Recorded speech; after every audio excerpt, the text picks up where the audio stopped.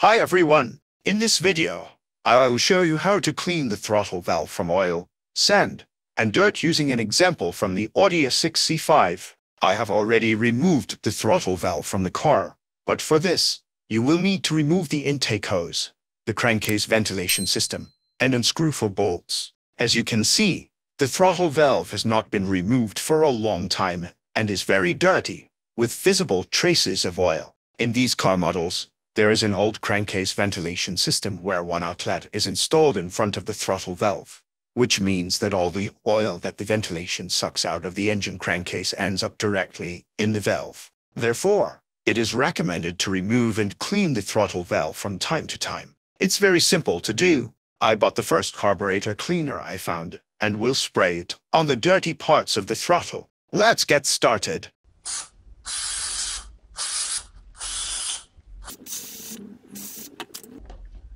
In the end, we sprayed some cleaner, and as you can see, the throttle valve became cleaner.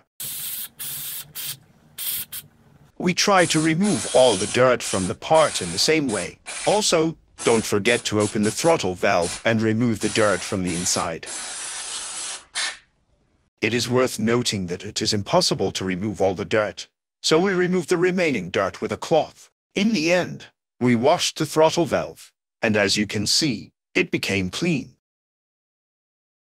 You can see how much dirt we were able to remove. Well, during installation, I recommend replacing the gasket between the throttle valve and the intake manifold, as well as the gasket of the valve intake pipe. Here, special attention is required. Because oil gets into the throttle valve intake, the gasket may crack over time and start to break apart. As you can see, it became hard and stiff, so it could be sucked in through it, or dirt could get into the intake manifold. That's it. Clean your throttle valves and take care of your car. Don't forget to subscribe to the channel.